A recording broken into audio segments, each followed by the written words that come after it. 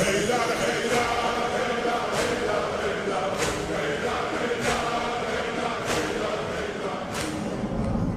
بالله من الشيطان اللعين الرجيم.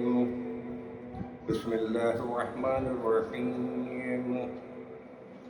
اللهم قل لوليك الحجة ابن الحسن صلواتك عليه وعلى آبائه في هذه الساعة وفي كل ساعة وليا وحافظا وقائدا وناصرا ودليلا وعينا حتى تسكنوا أرضك طوعا وتمتعه فيها طويلا.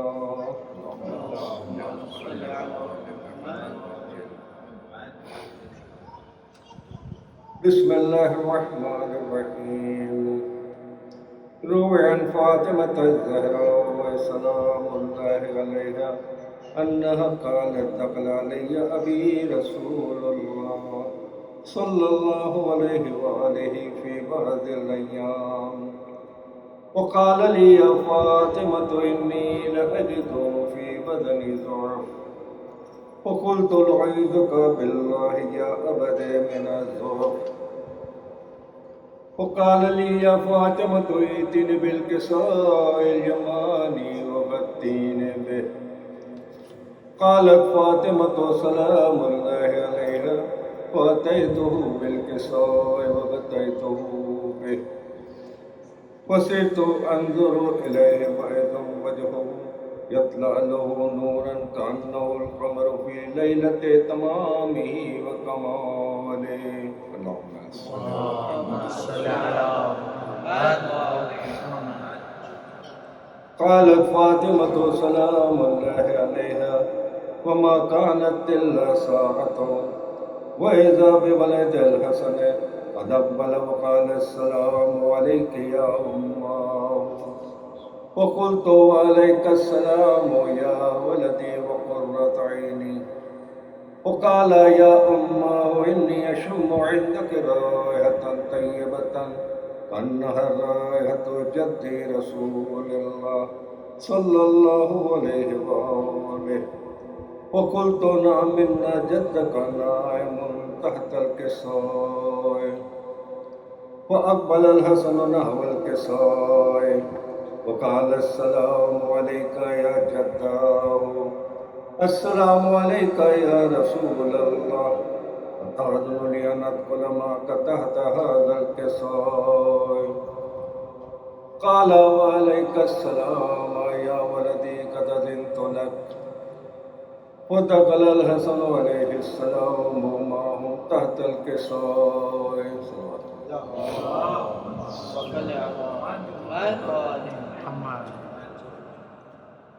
قالت فاطمة سلام الله عليها وما كانت إلا ساعة وإذا بولد الحسين قد أقبل وقال السلام عليك يا أماه وقلت وعليك السلام يا قرة عيني وثمرة فؤادي. وقال يا أماه إني أشم عندك رائحة طيبة كأنها رائحة جدي رسول الله صلى الله عليه وآله. قلت نعم يا بني إن جدك وقاك تحت الكساء. فأقبل الحسين عليه السلام نحو الكساء وقال السلام عليك يا جداه السلام عليك يا رسول الله أتأذن لي أن أدخل معك تحت هذا الكساء؟ قال وعليك السلام يا ولدي قد أذنت لك. ودخل الحسين عليه السلام معه تحت الكساء.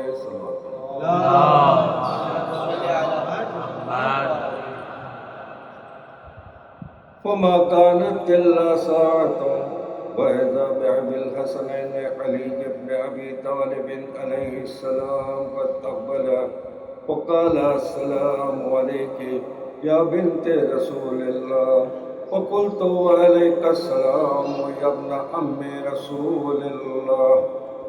وقال يا فاطمة إني أشم عندك رائحة طيبة كأنها رائحة أخي وابن أمي رسول الله. وقلت نعم ها هو مع ولديك تحت الكساء. فأقبل علي عليه السلام نحو الكساء وقال السلام عليك يا رسول الله، السلام عليك يا من اختاره الله، وتأذن لي أن أدخل معكم تحت هذا الكساء. وقال صلى الله عليه وآله وسلم وعليك السلام يا ولي الله يا علي قد أذنت لك. فدخل علي عليه السلام ومعهم تحت الكساء.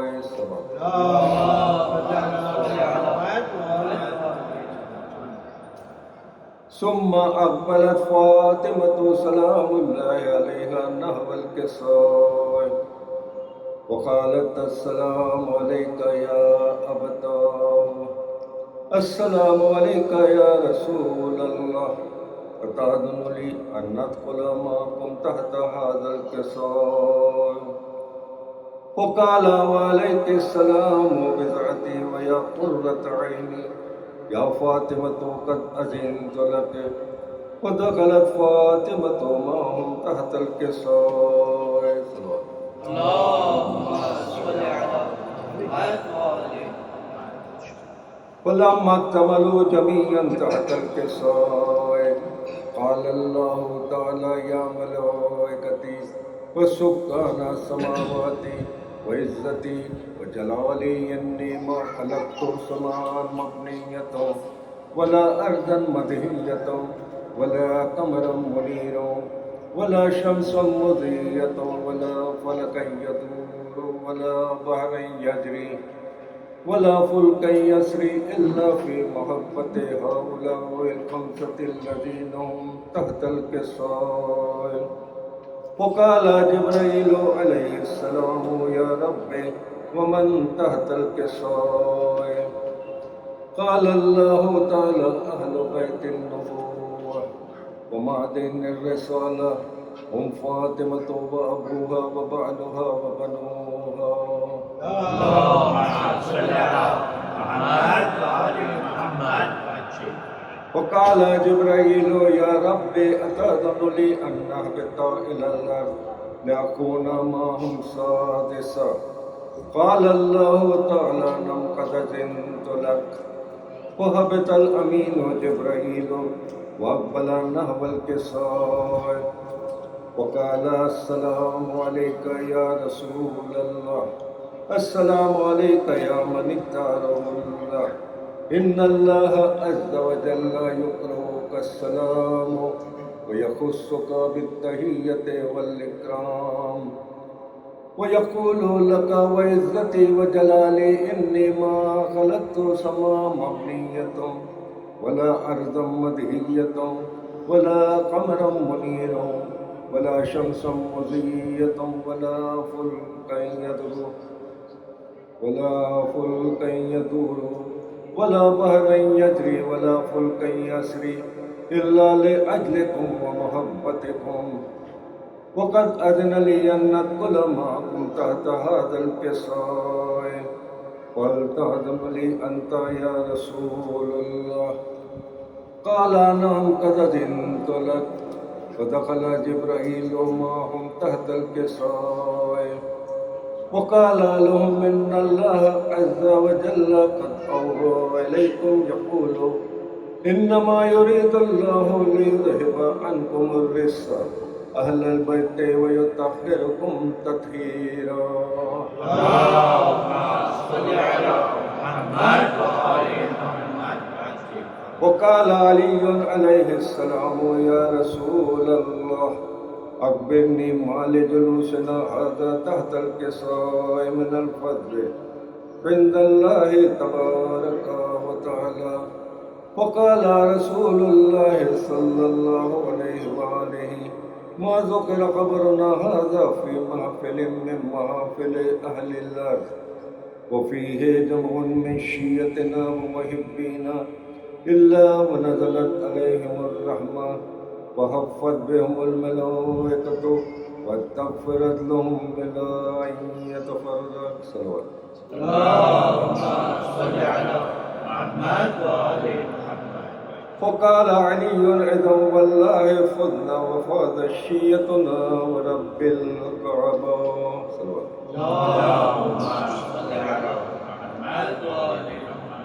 وقال رسول الله يا علي والذي بعثني بالحق نبيا واصطفاني بالرسالة نجيا ما ذكر قبرنا هذا في محفل من محافل أهل الله وفيه جمع من شيعتنا ومحبينا وفيهم مهموم إلا وفرج الله همه ولا مغموم إلا وكشف الله غمه ولا طالب حاجة إلا وقضى الله حاجته اللهم صل على وقال علي عليه السلام إذا والله فزنا وسعدنا وكذلك شيعتنا فازوا وسعدوا في الدنيا والآخرة. اللهم صل على محمد وآله الطاهرين وارحمنا برحمتك يا أرحم الراحمين. اللهم صل على محمد وآل محمد. صل على محمد وآل محمد.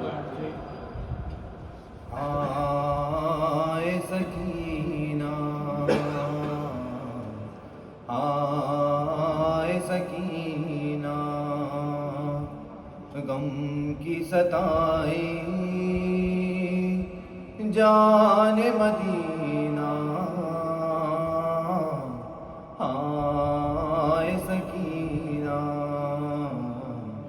آئے سکینہ کرب و بلا کی فاطمہ زہرا آئے سکینہ غم کی ستائی جان مدینہ آئے سکینہ جان برادر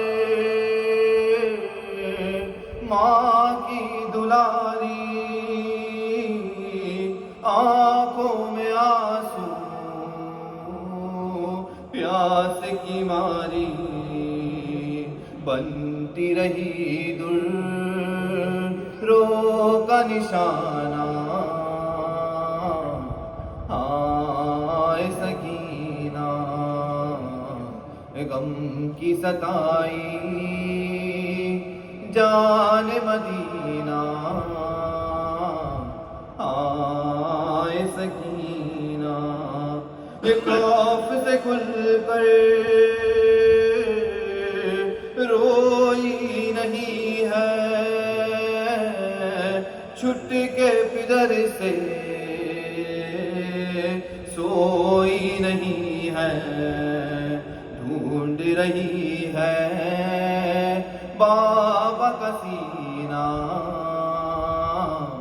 آئے سکینہ آئے سکینہ غم کی ستائی جان مدینہ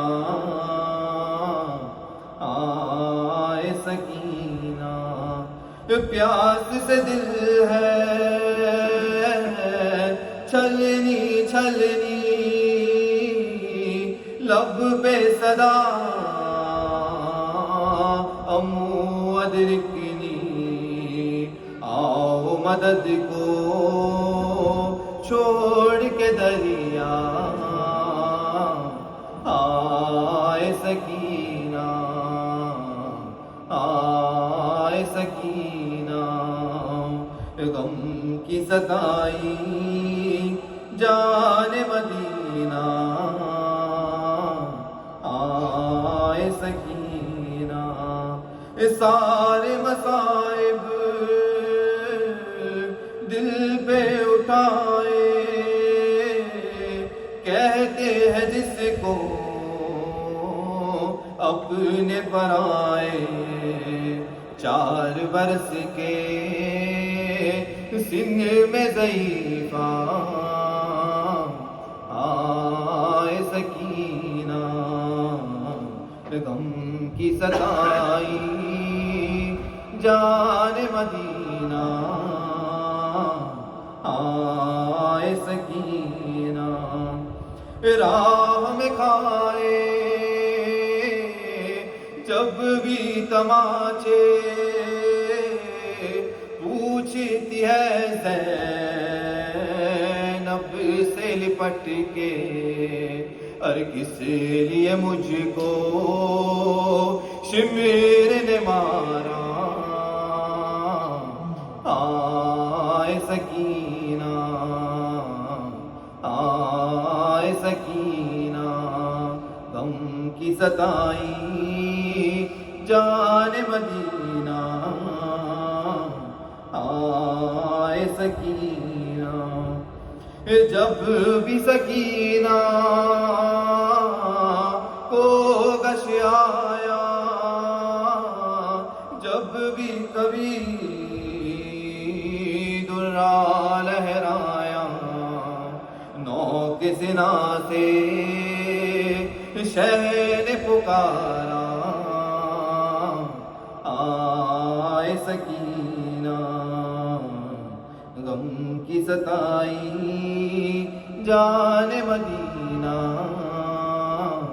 آئے سکینہ، یاد فصیلہ تی ہے وہ دکھیاں، رو کے یہی دل کرتا ہے نوحہ، آئے یتیمی آئے یتیمہ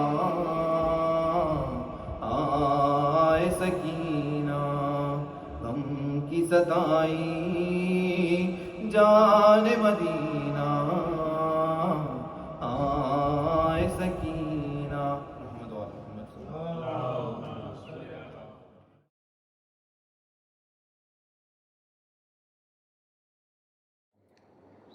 اعوذ باللہ السمیع العلیم من الشیطان الرجیم، بسم اللہ الرحمن الرحیم، لا حول ولا قوة الا باللہ العلی العظیم، حسبنا اللہ ونعم الوکیل، نعم المولا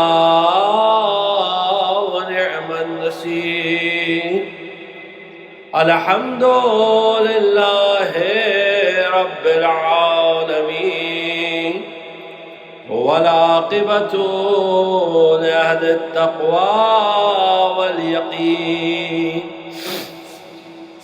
والصلاة والسلام على أشرف الأنبياء والمرسلين، حبیب الہ العالمین ابی القاسم محمد،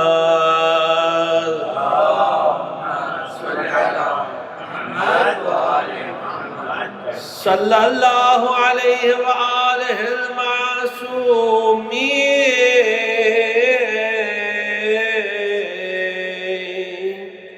الذین اذهب اللہ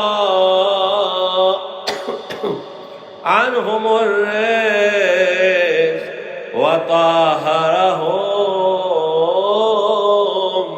تطهیرا،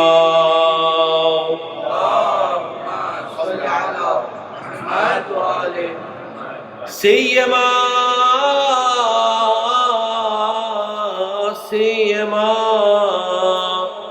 بقیت اللہ فی الارضین، امام زماننا وولی امرنا وصاحبنا ومولانا وحبیبنا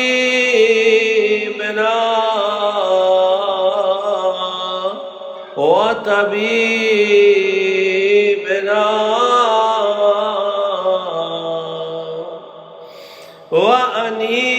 وأنيسنا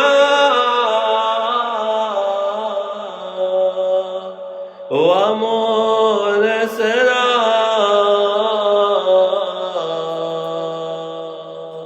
الكهف الحسين وغياث المضطر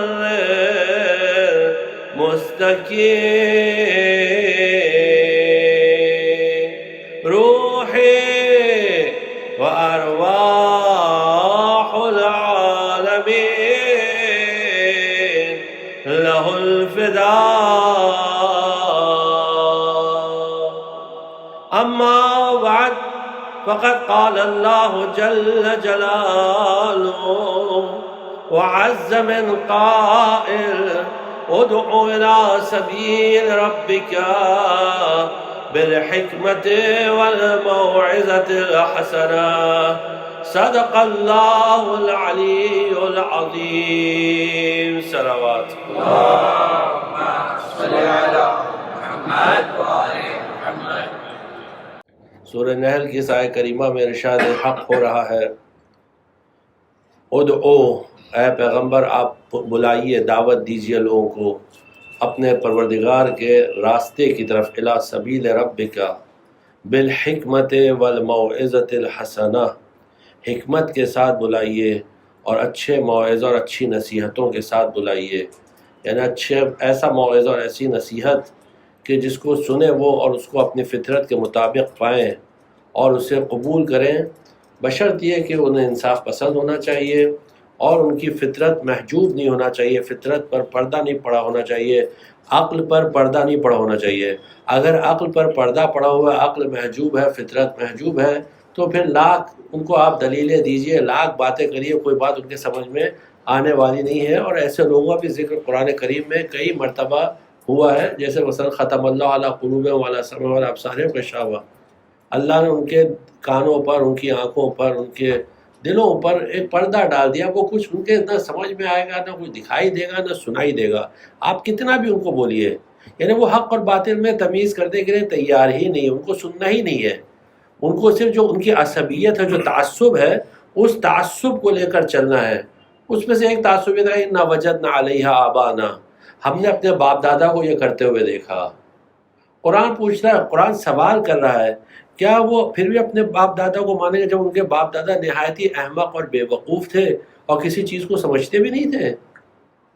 لا یعقلون شیئا، ان کے باپ دادا کوئی چیز سمجھتے نہیں تھے، پھر بھی وہ باپ دادا کو فالو کریں گے؟ قرآن سوال کر رہا ہے عقل انسانی سے. لیکن بہرحال یہ لوگ جو ہے وہ بالکل کہنے لگے نہیں، ہم کو بس اسی راستے پر چلنا ہے. اور قرآن نے بار بار یعنی الگ الگ ایک دوسری آیت میں ان کو جو تشبیہ دی ہے وہ جانوروں سے تشبیہ دی ہے. قرآن نے کہا اولئک بالانعام، اولئک کالانعام بل هم اضل، یہ جانوروں کی طرح ہے، بلکہ نہیں، جانوروں سے بدتر ہے یہ. کیونکہ جانوروں کو تو اللہ نے وہ کیپیسٹی نہیں دی کہ وہ عقل کو ریسیو کر سکے، لیکن ان کو تو کیپیسٹی دی ہے کہ عقل کو تم ریسیو کر سکتے ہو، پھر بھی وہ عقل کو لینے کو تیار نہیں ہے، ریسیو کرنے کے لیے تیار نہیں ہے. تو اسی لیے قرآن نے کہا لہم قلوب لا یفقہون بہا ولہم اعین لا یبصرون بہا ولہم آذان لا یسمعون بہا. اللہ کہہ رہا ہے قرآن کریم کی آیت ہے کہ ان کے پاس عقل ہے لیکن اس کو استعمال نہیں کرتے ہیں. لہم قلوب لا یعقلون بہا ولہم اعین، ان کے پاس آنکھیں ہیں لیکن وہ دیکھتے نہیں ہیں. وَلَهُمْ آذَانٌ، ان کے پاس کان بھی ہیں. لا يسمعون بها، ظاہر سی بات ہے یہ آنکھ اور کان یہ سب جو ہے عقل کے آنکھ اور کان کی بات ہو رہی ہے، جسمانی آنکھ اور کان کی نہیں بات ہو رہی ہے، وہ تو ہے ہی ان کے پاس. اور پھر اس کے بعد قرآن کہتا ہے کہ اولئک کالانعام. علیکم السلام ورحمۃ اللہ. یہ تو جانور کی طرح ہیں، بلکہ جانور سے بھی بدتر ہیں. یہ لوگ جانور سے بھی بدتر ہیں، ان کو کوئی چیز سمجھ میں آنے والی نہیں ہے. تو کل آپ کی خدمت میں جو عرض کر رہے تھے کہ جو ہوا و ہوس کہ جو لوگ پیروکار ہوتے ہیں، جو پیرو کرتے ہیں ہوا اپنی خواہشات نفسانی کی، اور اس قدر وہ گئے کہ اس حد تک گئے کہ دین تک کو چھوڑ دیا. انہوں نے دین تک کو چھوڑ دیا، اہل بیت کو چھوڑ دیا اور دوسروں کو ماننے لگے. اب جتنا بھی آپ ان کو سمجھائیے تو بات ان کے سمجھ میں آنے والی ہے نہیں سوائے وہ لوگ ہیں جو حق جو ہوتے ہیں. حق جو مینس جو ٹروتھ کو تلاش کرتے ہیں, حق کو تلاش کرتے ہیں, سیک دا ٹروتھ, ان کو حق کی تلاش ہوتی ہے, ان کو چھوڑ کر باقی جو ایک دم تعصب کے ساتھ چلتا ہے اس کا تو کوئی علاج ہے نہیں. اب آج دوسری چیز جو انسان کو ہلاک کر دیتی ہے اس کی طرف چلتے ہیں, اور وہ خود پسندی. خود پسندی کو عربی میں اوجب کہتے ہیں. اب انگریزی میں اس کو دو ترجمہ عام طور سے ہم نے دیکھا کتابوں میں, اب پتہ نہیں کون سا صحیح ہے, لیکن دیکھا یہ دو ٹرانسلیشن ہے. ایک کو کہتے ہیں ایگو, اور دوسرا یہ کہ سیلف امیزمنٹ, یعنی اپنی باتوں کو بہت تعجب سے دیکھنا کہ وارے ہم, یعنی ہم تو کچھ تو ہیں. یعنی اپنی ایک ایک چیز میں جو انشاءاللہ حدیثوں کے ذریعے کلیئر ہوگا کہ کیسے وہ اپنی ایک ایک بات کو اپریشیٹ خود ہی کرتے ہیں. علیکم السلام ورحمۃ اللہ. وہ خود ہی اپنی باتوں کو اپریشیٹ کرتے ہیں. تو اسے کہتے ہیں خود پسندی. اور حدیث میں جو دیا ہوا ہے وہ اعجاب المرء بنفسہ. ایک صلوات پڑھ دیجئے.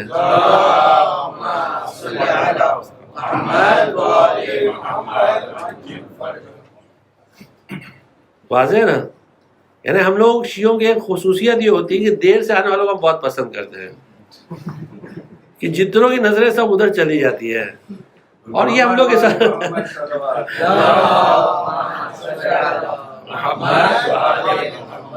جو بھی دیر سے آئے اس کو ہم بہت چاہتے ہیں, اور جو آلریڈی بیٹھا ہے اس کی کوئی قدر و قیمت نہیں, اس کی طرف کوئی دیکھے گا نہیں. ایک اور صلوات پڑھ دیجیے.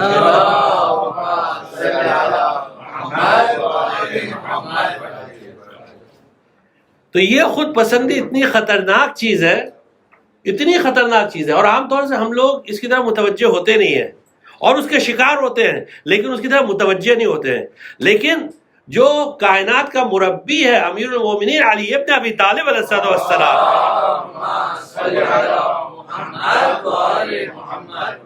اپنے صحابی کو خط میں لکھتے ہیں. صحابی یعنی کون ہے؟ مالک اشتر. اگر ہم اپنی بات کریں, اپنی دوسروں کی بات نہیں کرتے ہیں, کہ ہم مالک اشتر کی پیر کے دھول بھی نہیں ہے, یہ لیول ہے ان کا, مالک اشتر کا. ہم ان کے پیر کی دھول بھی نہیں ہے. ہم علی علیہ السلام کی بات نہیں کر رہے ہیں, ہم مالک اشتر کی بات کر رہے ہیں کہ مالک اشتر کی پیر کی دھول بھی نہیں ہے. اتنی زبردست منزلت, اتنا زبردست مقام. اب مالک اشتر کو گورنر بنا کے بھیج رہے ہیں. آپ دیکھیے جب امیر المومنین اسلام کسی کو گورنر بنا کے بھیجتے تھے تو ساتھ میں اس کو بہت ساری رسپانسبلٹیز دیتے تھے, ذمہ داریاں دیتے تھے, ایسے ہی نہیں بھیج دیتے تھے, اور ساتھ میں اس کو مسلسل نصیحت کرتے تھے. یعنی مالک اشتر کو سے بڑھنے سے پہلے ایک اور مثال آپ کو دے دیتے ہیں تاکہ بات آپ کے لیے واضح ہو کہ امیر المومنین کیسے ٹیچر اور کیسے ٹرینر تھے. آپ اس پہ غور کریے گا. جناب امیر علیہ السلام کہ ان کے خاص دوست ہیں جن کا نام تھا ابو الاسود دو علی. ابو الاسود دو علی وہ تھے کہ جن کو مولا کائنات نے بتایا قرآن میں نقطہ اور اعراب کہاں ڈالنا ہے. یہ جو آج آپ قرآن پڑھ پا رہے ہیں نا, تو یہ سب ابو الاسود دو علی کی دین ہے. اور ابو الاسود دو علی کہتے ہیں جو کچھ میرے پاس ہے سب علی کا دیا ہوا ہے. اور کیا آپ نے مولا کائنات نے ابو الاسود دو علی کو سکھایا. ان کے شاگرد تھے اور زبردست شاگرد تھے. یعنی ان کے اگر ان کے بارے میں گفتگو کریں تو اس کے لیے ایک الگ مجلس درکار ہے. اتنی بڑی شخصیت, البتہ کہ ہم مجہول القدر, ہم لوگ ان کو جانتے نہیں ہیں, لیکن یہ کہ بہت بڑی شخصیت ہے. مولا کائنات نے ان کو جج بنایا ایک جگہ کہ ابو الاسود تم فلاں جگہ جا کے فلاں جگہ کے جج بن جاؤ. جج بن گئے, بہت پڑھے لکھے فقیہ تھے, عالم تھے, زبردست. اب جب جج بن گئے, اچانک ایک دن آرڈر آیا کہ تمہیں ہٹایا جا رہا ہے, اب تم جج نہیں ہو ادھر کے. ابو الاسود ایک دم حیران ہو گئے, مولا آگے کچھ غلطی ہو گئی, میں نے کوئی گناہ تو نہیں کیا, میں نے کوئی خیانت تو نہیں کی, میں نے کوئی غلط کام تو نہیں کیا, پھر آپ کیوں ہٹا رہے ہیں؟ اب دیکھیے ٹریننگ دیکھیے علی علیہ السلام کی. کہا تم جب اس آدمی سے بات کرتے جو تمہارے کوٹ میں آیا تھا تو بات کرتے کرتے تمہاری آواز بلند ہو گئی تھی, اور علی اس بات کو ہرگز برداشت نہیں کرے گا. یعنی جب تمہارے کوٹ میں کوئی آ رہا ہے تو اپنی آواز کو نیچی رکھو اور اس سے نرمی سے پیش آؤ. دیکھیے کیا تربیت ہے. اب یہی علی جناب مالک اشتر کو خط لکھتے ہیں. مالک اشتر ہم ریپیٹ کر رہے ہیں, مالک اشتر یمنی ہے, بہت بڑی شخصیت ہے. فرماتے ہیں وَإِيَّاكَ وَالْإِعْجَابَ بِنَفْسِكَ وَالثِّقَةَ بِمَا يُعْجِبُكَ مِنْهَا. دیکھو اے مالک, کبھی بھی اپنی چیزوں پر تعجب نہیں کرنا, کبھی یہ نہیں سمجھنا میں بہت بڑا کام میں نے کیا ہے، اور کبھی ان چیزوں پر بھروسہ نہیں کرنا جس سے تمہارے دل میں یہ تعجب پیدا ہو کہ میں نے کیا فیٹ اچیو کیا ہے، میں نے کیا کام کیا ہے، کبھی یہ چیز تمہارے دل میں نہیں آنے پائے۔ وَحُبُّ الْإِطْرَاء، اور مالک کبھی اس چیز کو پسند نہیں کرنا کہ لوگ تمہاری تعریف کریں، کیونکہ جو تمہارے منہ پہ تعریف کرے گا یقیناً وہ تمہاری صرف چاپلوسی کر رہا ہے، منہ پہ جو تعریف کر رہا ہے، کیونکہ روایت ہے مولا کائنات کی، جو تمہارے منہ پہ تمہاری تعریف کرے تمہیں قتل کر رہا ہے، تو منہ پہ تعریف کر رہا ہے۔ حب الإطراء، کبھی اس چیز کو پسند نہیں کرنا۔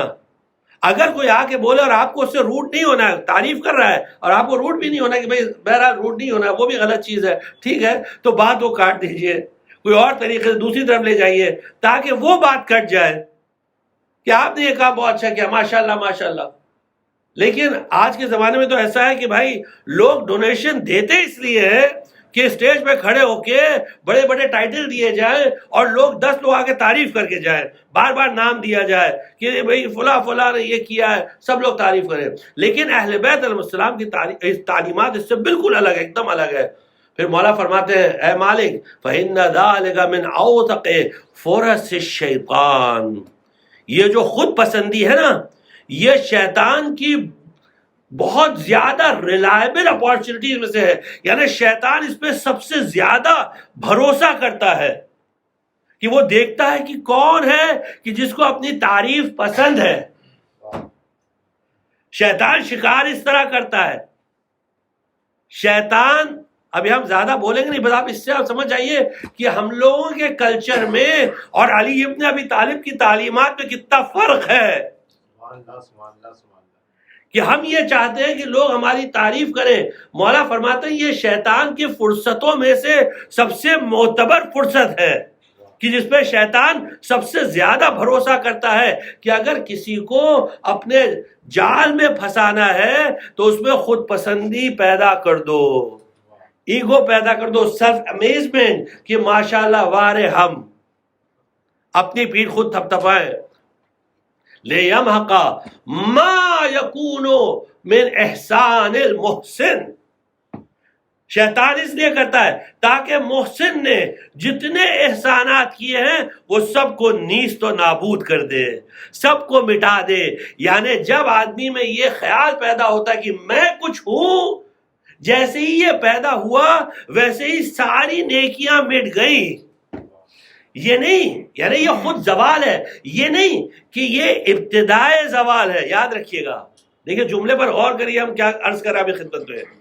ابتدائے زوال یعنی بگننگ آف ڈسٹرکشن نہیں ہے، یہ خود ڈسٹرکشن ہے، یہ خود نیستی ہے۔ وہیں آدمی ختم ہو گیا جہاں اس نے یہ پسند کیا کہ 4 لوگ میری تعریف کریں۔ شیطان اسی کے ذریعے آتا ہے، اور پھر اس کے بعد ایسا ہوتا ہے کہ جب اگر لوگ اس کی تعریف نہیں کرتے ہیں تو اس کو برا لگتا ہے۔ میں نے اتنا کیا، اس کے بعد بھی میری برائی کی، میں نے اتنی خدمت کی پھر بھی میری برائی کی۔ بلکہ مولا تو اس کا برعکس کہتے ہیں کہ جب تم نیکی کرو تو برائی کو ایکسپیکٹ کرو، ایکسپیکٹ کرو کہ یہ تمہارے ساتھ برائی ہی کرے گا۔ اتق شر من احسنت الیہ، فرماتے ہیں العجب آفت الشرف، عجب شرف کی آفت ہے۔ جو شرف ہوتا ہے نا، آدمی کی آنر، آدمی کی نوبلٹی، اس کی آفت کا نام ہے عجب۔ یعنی جیسے ہی آدمی میں عجب آتا ہے وہاں اس کا شرف جاتا ہے۔ بنی امیہ، بنی عباس اور دنیا کے دیگر بادشاہ وہ سب سمجھتے تھے کہ اپنی تعریف میں شرف ہوتا ہے۔ اہل بیت کہتے ہیں اپنی تعریف میں شرف کا زوال ہے، شرف نیست و نابود ہوتا ہے۔ اور پھر اس کے بعد دوسری چیز کیا ہے؟ فرماتے ہیں کہ رضا کا عن نفس کا من فساد عقلک۔ یہ بہت امپورٹنٹ پوائنٹ ہے۔ جب انسان اپنے نفس سے راضی ہو جاتا ہے تو اس کی عقل برباد ہو جاتی ہے۔ عقل برباد ہوتی ہے مطلب کیا ہے؟ اب اس کا مطلب یہ ہے کہ وہ اچھے اور برے میں تمیز نہیں کر سکتا، what is good what is bad وہ ڈسٹنگوش نہیں کر سکتا. کیوں؟ اس کی عقل اب اس کی فاسد ہو چکی ہے، عقل محجوب ہو چکی ہے. اس لیے اس کے نتائج پہ بہت زیادہ زور دیا گیا ہے. دیکھو کیوں عقل کیا ہے؟ عقل کسے کہتے ہیں؟ روایتوں میں العقل ما عبد بہ الرحمن واقتصب بہ الجنان، عقل وہ ہے جس سے اللہ کی عبادت کی جاتی ہے اور جنت حاصل کی جاتی ہے. اب جب عقل ہی فاسد ہو گئی تو اب نہ وہ اللہ کی عبادت کرے گا اور نہ اس کو جنت ملے گی. دیکھیے اس کا لنک کیا، ریلیشن کیا، آپ دیکھیے غور کریے گا. چھوٹی سی حدیث ہے لیکن کتنا اس میں میننگ کتنا ڈیپ ہے. جب ہم اس بات سے خوش ہوتے ہیں کہ لوگ ہماری تعریف کریں تو ایک چھوٹے سے کام، دیکھیں شیطان بھی بڑا ہوشیار ہے، اس کو سمجھ لیجیے گا. شیطان ہم لوگ کی طرح بیوقوف نہیں ہے. ہاں، اللہ مجلسی رضوان اللہ تعالی علیہ نے بہار میں تقریباً 200 پیج پہ شیطان کا ذکر کیا ہے، حدیثوں کو ذکر کیا 200 پیج. آپ سمجھئے اتنا امپورٹنٹ انیمی ہے وہ کہ 200 پیج. اور قرآن نے بار بار شیطان کا ذکر کیا ہے، اور قرآن نے خود اللہ نے حکم دیا ہے کہ شیطان تمہارا دشمن ہے، فاتخذوہ عدوا ان الشیطان لکم عدو فاتخذوہ عدوا. دیکھو شیطان تمہارا دشمن ہے تو اس کو دشمن سمجھو، یعنی دشمن کو دوست مت سمجھو. تو شیطان ڈائریکٹ کوئی بڑے کام سے نہیں شروع کرے گا، وہ ہمیشہ کیا کرے گا؟ چھوٹے کاموں سے شروع کرے گا. چھوٹی چھوٹی چیزوں میں وہ یہ ڈالے گا کہ لوگ ہمیں اپریشیٹ کریں، لوگ ہمیں پسند کریں. یہ کام اچھا کیا، یہ کام اچھا کیا، ماشاءاللہ ماشاءاللہ. اب وہ عادت پڑنے لگتی ہے اور پھر جیسے جیسے کام بڑا ہوتا ہے ویسے ویسے پھر وہ چاہتا ہے کہ لوگ اس پہ بھی اپریشیٹ کریں. اب اگر کوئی اپریشیٹ نہیں کیا تو اس کو برا لگنے لگتا ہے. اب جب برا لگنے لگتا ہے تو وہ کام چھوڑنے لگتا ہے کہ لوگ ادھر اپریشیٹ نہیں کر رہے. ایسی جگہ چلو جہاں لوگ اپریشیٹ کریں. واضح نا؟ اور یہاں تک کہ شیطان اس کو اس پوزیشن میں لے کے آتا ہے کہ وہ اگر وہ اللہ کے لیے نماز بھی پڑھ رہا ہے نا تو اس میں بھی چاہتا ہے کہ لوگ اس کو اپریشیٹ کریں. اور اسی لیے آپ کتنی حدیث سن جو ہم کو بولنے کی ضرورت نہیں ہے کہ بنی اسرائیل میں دو لوگ آئے مسجد کے اندر، ایک عابد تھا اور ایک گناہگار تھا. لیکن بس عابد کے ذہن میں یہ خیال ہے کہ میں عابد ہوں، اور شیطان اس کو لے گیا. اور فاسق آیا، گناہگار آیا، یہ سمجھ کے میں گناہگار ہوں، میں کیا اور میری عبادت کیا. جب دونوں مسجد سے واپس باہر نکلے تو عابد فاسق ہو چکا تھا اور فاسق عابد ہو چکا تھا، اس کا دین جا چکا تھا. اور اس طرح کی بہت ساری حدیثیں ہیں. تو اس لیے اس کے نتائج بہت خطرناک ہیں. ایک چیز تو کیا ہے کہ لوگ آپ کے خلاف ہو جائیں گے. لوگ ہرگز ایسے آدمی کو پسند نہیں کرتے ہیں جو خود پسند ہوتا ہے، جس کو خود، یعنی فارسی میں کہاوت ہے، عطر آن است کہ خود بوید نہ کہ عطار گوید. عطر اسے کہتے ہیں کہ جو خود خوشبو دے، نہ یہ کہ عطار کہے، عطار یعنی خوشبو والا، کہ یہ بہت اچھی عطر ہے اسے خریدو. آپ عطر کی دکان پہ جاتے ہیں تو عطار کے بولنے میں عطر خریدتے ہیں؟ نہیں. وہ کیا کرتا ہے، ایک کے بعد ایک بوتل نکال کے آپ کے ہاتھ پہ ملتا ہے اور آپ سنتے ہاں یہ اچھی ہے، اسے دے دو بھائی، یہ والی دے دو. وہ لاکھ بولے یہ والی مت لو، یہ لو. آپ کہیں گے نہیں اس کی مہک اچھی نہیں ہے، اس کی خوشبو اچھی نہیں ہے، مجھے وہ والی دو کہ یہ جو جس میں خوشبو اچھی آ رہی ہے. تو ایسے بنیے لوگ خود کہیں، ہم کیوں کہیں اپنے منہ سے کہ بھائی ہم اچھے ہیں. لوگ کہیں گے کہ اچھے کہ برے، وہ تو خود فیصلہ کریں گے. ہم اپنی فوٹو چھپا کے اور سب ہر نیوز پیپر میں ڈالیں کہ بھائی دیکھو ان کی فوٹو دیکھو، زبردست ہے یہ. سمجھ گئے نا آپ؟ کون چھاپا؟ مثال کے طور پر ہم دیکھ رہے ہیں مجلس میں کوئی آتا نہیں ہے تو اب کیا کریں، ہماری مجلس کو سننے نہیں آتا ہے تو اب فوٹو ڈال کے کر رہے ہیں، بلا رہے ہیں بھائی، اور کوئی نہیں، بھائی کھانا رکھو، کم سے کم کھانا کھانے والے تو آئے. ایک سلوات پڑھ لیے محمد.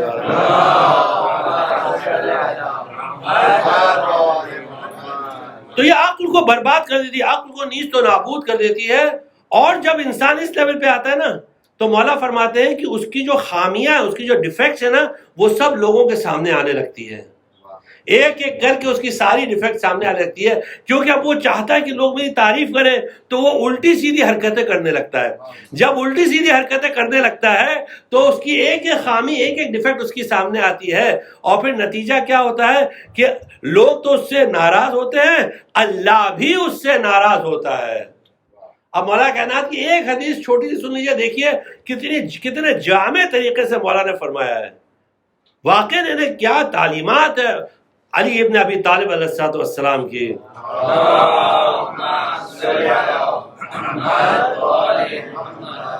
ایک جملہ دیکھیے کیا غضب کا ہے، من کان عند نفسہ عظیما کان عند اللہ حقیرا. جو اپنے خود نفس میں، اپنے خیال میں عظیم ہے، وہ اللہ کی نظروں میں حقیر ہے. اللہ اس کو بالکل پسند نہیں کرتا، اللہ کی نظروں میں حقیر ہے. اور جو اپنی نظروں میں حقیر ہوتا ہے وہ اللہ کی نظروں میں بلند و برتر ہوتا ہے. اللہ اس کی تعظیم کرتا ہے اور لوگوں سے تعظیم کرواتا ہے. دیکھیے مولا کائنات کی تعلیمات دیکھیے کیا ہے. کبھی بھی اپنے کام سے راضی مت ہو. اور اسی لیے فرماتے ہیں یہ ایک تھوڑا عجیب سا کانسیپٹ ہے اور بہت سے لوگ اس کو ہضم نہیں کر پاتے ہیں. بہت سارے لوگ جہاں بھی ہم نے دیکھا لوگ اس کو ہضم نہیں کر پاتے، لیکن ہے تعلیمات آل محمد. اور اس لیے جو اس کا ریفرنس ہم لے کر آئے ہیں وہ کتاب کافی سے ہے. اور کتاب کافی ہم اس لیے ریفرنس بتا رہے ہیں تاکہ اگر ہو سکتا ہے آپ لوگ تو ماشاءاللہ پھر بھی ہماری بات کو مان لیتے، اتنا تو یقین ہے، لیکن جو سننے والے ہیں سب نہیں مانتے، کیونکہ بہت سارے میسیجز بھی آتے ہیں الحمدللہ. اس لیے آپ کو بتا رہے ہیں. تو اس لیے ہم ریفرنس بھی دیتے ہیں، اور ریفرنس یعنی کیسے جو راویوں کے نام ہے وہ بھی دیتے ہیں تاکہ پتہ چلے کہ اس کی جو چین آف نریٹرز ہے نا وہ بہت زبردست ہے. آپ دیکھیے چین آف نریٹرز کیا ہے. پہلی بات تو کتاب کافی ہے. کتاب کافی خود بہت معتبر کتاب ہے. یہ مرزا نائینی جو آغا خوئی اور بڑے بڑے آیت اللہ گل پیغانی وغیرہ کے سب کے استاد تھے، ٹیچر تھے، اور ان کو شرف بھی حاصل ہوا تھا امام زمانہ سے ملاقات کا.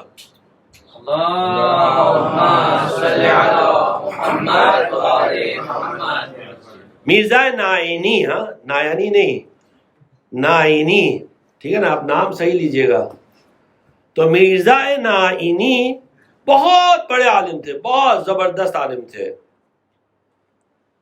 تو انہوں نے ایک جملہ کہا کہ جو کافی کی صحت پر بحث کرے، یعنی کافی، کتاب کافی صحیح ہے یا نہیں ہے تو وہ عاجز ہے. عاجز ہے نا، اس کے پاس اور کوئی چیز ہے نہیں، تو کہتا ہے کہ کافی معتبر نہیں ہے. یعنی وہ بیچارہ ہیلپ لیس ہے، پور، مسکین بیچارہ.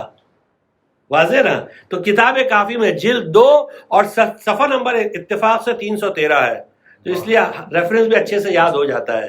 والیوم 2 ہے، پیج نمبر 313.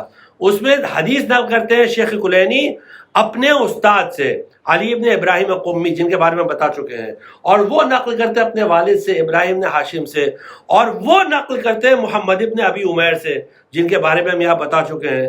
محمد ابن ابی عمیر بہت بڑی شخصیت تھی، امام کاظم علیہ السلام کے اصحاب میں سے تھے، خاص اصحاب میں سے. دفتر پورا شیعوں کا ان کے پاس تھا، اور بہت پیسے والے تھے، شرفا میں سے تھے، لینڈ لارڈ. اس زمانے میں لینڈ لارڈ مطلب بہت بڑے لوگ. تو وہ کیا کرتے تھے کہ امام صادق علیہ السلام کی شہادت کے بعد گاؤں گاؤں جاتے تھے اور لوگوں سے کہتے تھے کہ اگر کوئی ایک حدیث مجھے امام صادق علیہ السلام کی بتا دے جو مجھے نہیں معلوم ہے تو میں اس کو 10 سونے کے سکے دوں گا. اب 10 سونے کا سکہ آپ سمجھتے ہیں نا کیا بھاؤ ہے؟ ایک سلوات پڑھ دیجیے.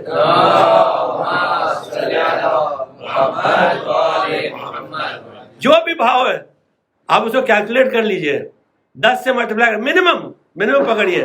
آج کے بھاؤ کے حساب سے 5 لاکھ روپیہ آج کا جو ریٹ ہے، ایک حدیث کا 5 لاکھ روپیہ، ایک حدیث کا. اگر وہ بتا دے جو مجھے نہیں معلوم ہے، کیوں پتا ہے؟ ان کو 70,000 حدیثیں بائی ہارٹ یاد تھی، 70,000 حدیثیں. اور جب درس دیتے تو ایسے شاگرد بیٹھتے تھے بھرپور، ایک دم شاگرد، ہاں سننے والے نہیں. شاگرد آپ سمجھتے ہیں اسٹوڈنٹ کس کو کہتے ہیں؟ جو بیٹھ کے لکھتے تھے، وہ محمد ابن ابی عمیر بڑی شخصیت ہے، اور لوگ آتے تھے حدیث سنانے کے لیے، اور یہ کتاب میں لکھا ہوا ہے کہ جیسے ہی لوگ آ کے بولنا شروع کرتے تھے ہاں میں نے سنا حدیث، اور وہ شروع کرتا تھا محمد ابن ابی عمیر، رک جاؤ یہی ہے نا، تو بولتا ہاں یہی ہے، جاؤ بھائی چلو نیکسٹ. کوئی بول نہیں پاتا تھا، اتنی ان کو حدیثیں یاد تھی. تو وہ نقل کرتے ابن ابی عمیر سے، وہ نقل کرتے عبد الرحمن ابن الحجاج سے رحمت اللہ علیہ. عبد الرحمن ابن حجاج بہت بڑی شخصیت ہے، اور وہ نقل کرتے ہیں، عبد الرحمن ابن حجاج نقل کرتے ہیں امام صادق علیہ السلام سے. یعنی سند ایک دم زبردست. ایک صلوات پڑھ دیجیے محمد.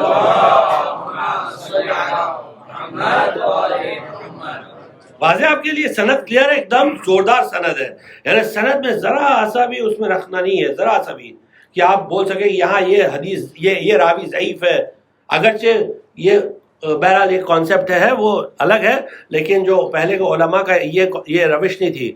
تو امام فرماتے ہیں ان الرجل لا یذنب الذنب فیندم علیہ.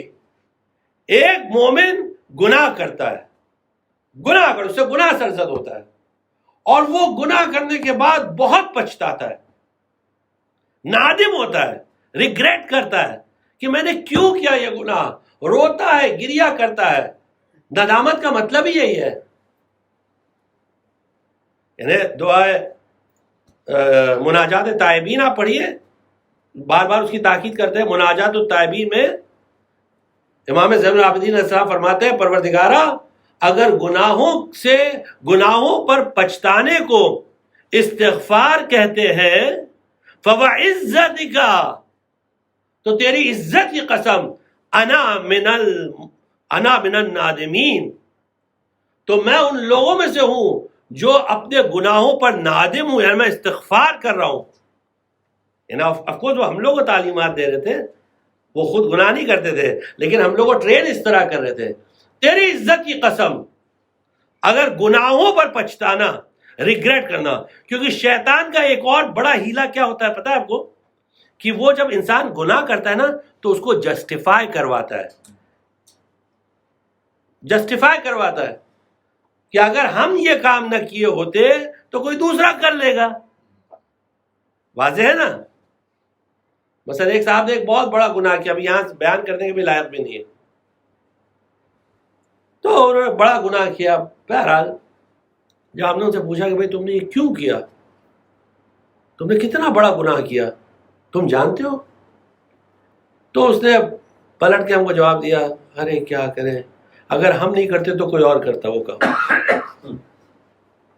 تو ہم نے کہا یہ جو تم عذر پیش کر رہے ہو نا یہ بدتر از گناہ ہے، گناہ سے بدتر ہے یہ عذر جو تم پیش کر رہے ہو، یہ ایکسکیوز، عذر یعنی ایکسکیوز، یہ تم ایکسکیوز دے رہے ہو نا یہ گناہ سے بدتر ہے یہ. بہرحال تو یہ شیطان کا ہیلا ہوتا ہے. تو امام فرماتے ہیں وہ اپنے گناہوں پر نادم ہوتا ہے، ریگریٹ کرتا ہے. وَيَعْمَلُ عَمَلًا، پہلا اس نے کیا کیا، گناہ کیا، اور پھر اس کے بعد پچھتایا، پھر اس کے بعد وہ دوسرا عمل کرتا ہے.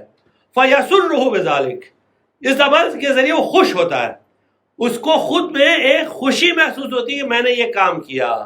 فَيَتَرَاخَ عَنْ حَالِهِ تِلْكَ، اب وہ بہت مطمئن ہو جاتا ہے کہ میں نے یہ کام کیا.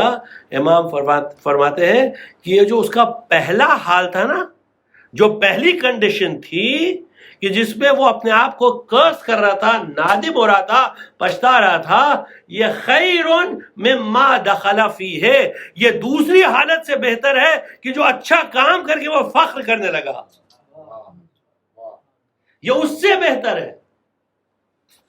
اسی لیے روایتوں میں ہے کہ کسی بھی کام کو، کیونکہ جو آدمی جس میں اوج باتا ہے نا اس کی ایک خصوصیت کیا ہوتی ہے کہ وہ بہت سارے کاموں کو یہ کر کے چھوڑتا ہے کہ یہ میرے لائق نہیں ہے، یہ بہت چھوٹا کام ہے. اسی لیے ہمارے یہاں بڑے بڑے علماء اور مراجع کی ایک سیرت کیا ہوتی تھی پتہ ہے آپ کو، کہ جیسے محفل عزا، یہ ہم پریکٹیکلی آنکھوں سے دیکھی بات بتا رہے ہیں، سنی سنائی بات نہیں بتا رہے ہیں، کہ مجلس عزا میں ہم خود 25 محرم کو ایک بہت بڑے عالم دین، بہت بڑے، ان کے مجلس میں گئے. وہ آغا خوئی کے وکیل تھے تہران میں، اس زمان جب آغا خوئی باحیات تھے اس زمانے میں. ان کے یہاں مجلس تھی، انہوں نے کہا کہ میرا مجلس ہے تم آؤ، گئے ان کے یہاں. اور خود میرا وکیل بھی تو خود بہت بڑے عالم تھے، اور خود ان کے والد جو ہے وہ آیت اللہ سے مرجع تھے ان کے والد. خاندان بھی بہت مشہور ہے، بڑا خاندان، زبردست علمی خاندان، یعنی خاندان میں سب علماء بڑے بڑے. تو جب ہم گئے تو ہم نے عجیب منظر دیکھا. وہ دروازے پر بیٹھے ہوئے تھے، اور جیسے ہم لوگ پہنچے، جیسے ہم نے جوتا اتارا تو فوراً انہوں نے جوتے کو ہاتھ میں لیا اور اس کو درست کر رہے، اور سارے جتنے جوتے تھے سب کو ٹھیک کر رہے تھے. آپ دیکھیے یہ علماء کی سیرت ہوتی ہے، یہ سچے علماء ہیں. واضح نا آپ نے، یہ صحیح علماء ہیں کہ جو کسی بھی کام کو چھوٹا نہیں سمجھتے، بلکہ ہر وہ کام کرنے کی کوشش کرتے جس سے قتل نفس ہو. اس لیے کبھی بھی کوئی کام کو چھوٹا نہیں سمجھنا چاہیے. اب یہاں 2 حدیث آپ کی خدمت میں جلدی جلدی پیش کرتے ہیں تاکہ آپ دیکھیے بات بالکل واضح ہو جائے گی. امام فرماتے ہیں وَلَا تَسْتَقِلْ مَا يَتَقَرَّبُ بِهِ إِلَى اللَّهِ عَزَّ وَجَلَّ لَوْ بِشَقِّ تَمْرَةٍ. دیکھو کوئی بھی کام ہو نا جو اللہ سے نزدیک لے جائے اس کو چھوٹا نہیں سمجھنا، چاہے وہ ایک کھجور کے ٹکڑے کے برابر ہی کیوں نہ ہو، اتنا چھوٹا ہو.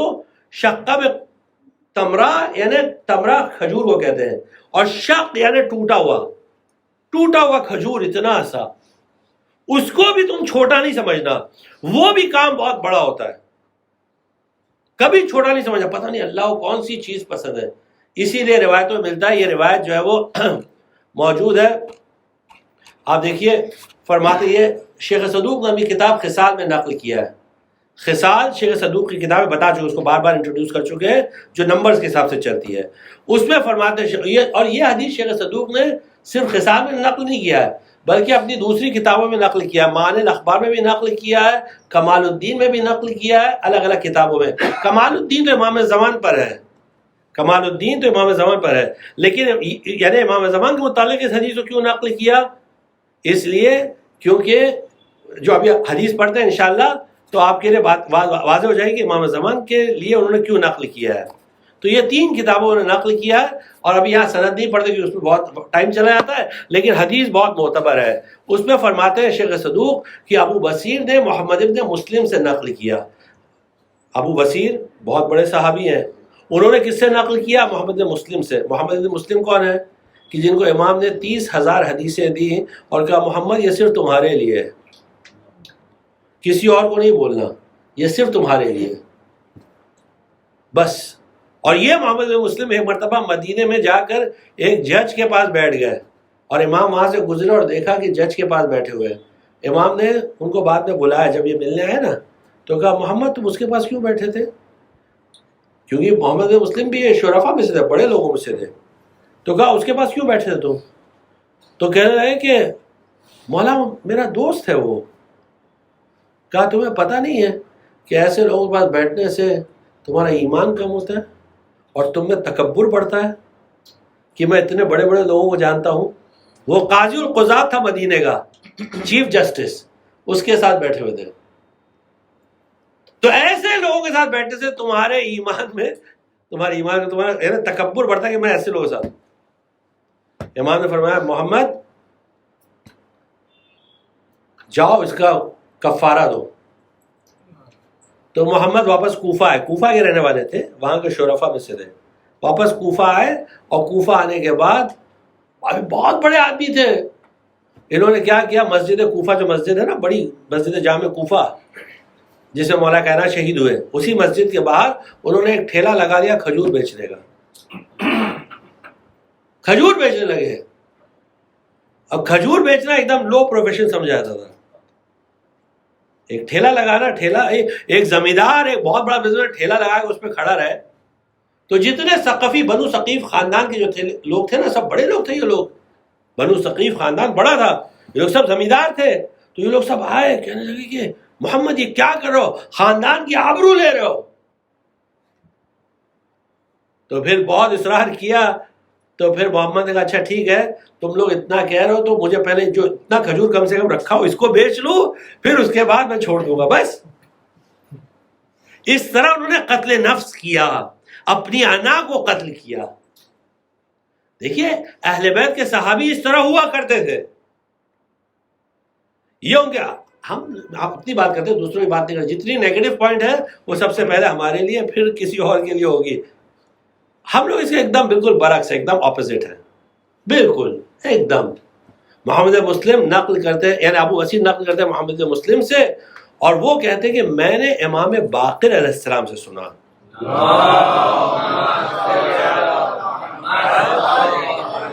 ایک اور سلوات پڑھ لیں.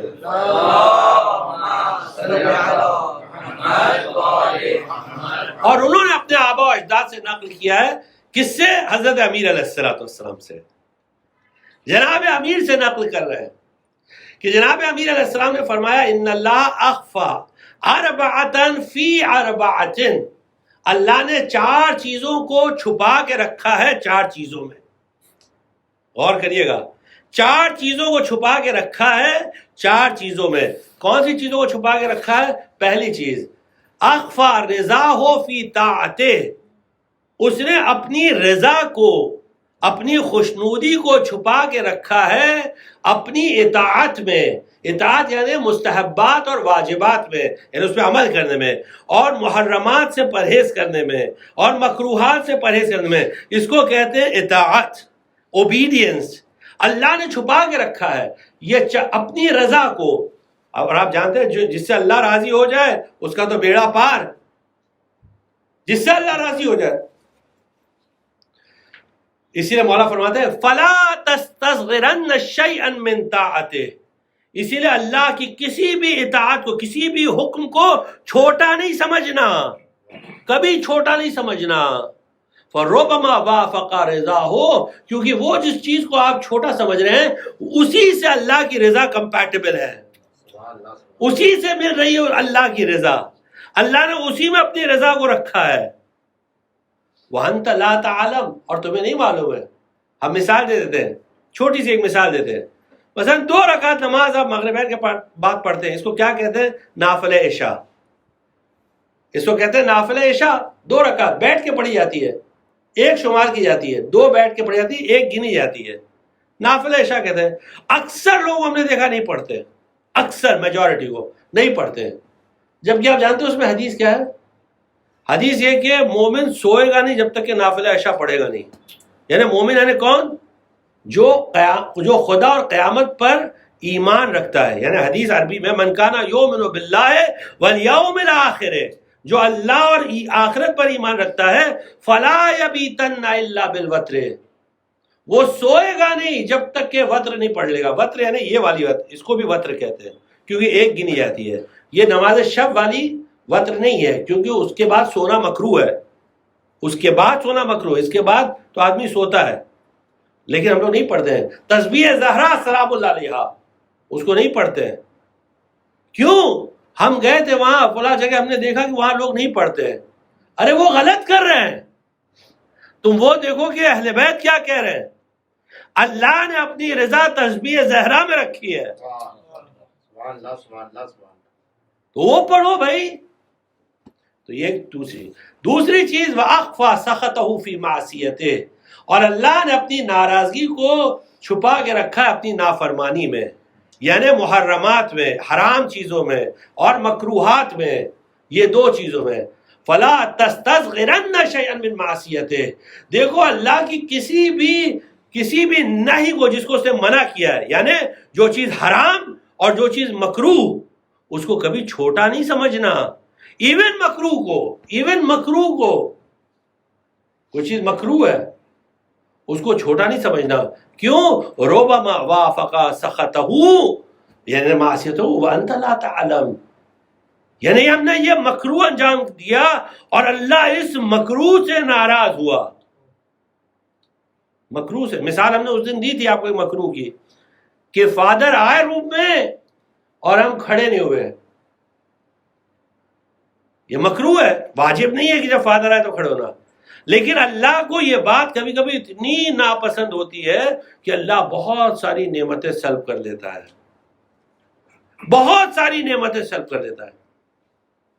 اگر فادر ہے اس دنیا میں، نہیں ہے تو ان کی قبر پہ جاؤ. اللہ کو یہ بات پسند ہے کہ ان کی قبر پہ جاؤ. جا اور فاتحہ پڑھو.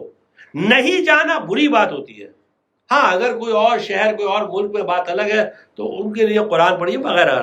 تیسری چیز امام فرماتے ہیں وَأَخْفَى إِجَابَتَهُ فِي دَعْوَتِهِ. اللہ نے اپنے جو دعاؤں کی جو مستجاب ہے نا جو قبول کرنا ہے وہ ہر دعا میں رکھی ہے. اسی لیے کسی بھی دعا کو چھوٹا نہ سمجھو.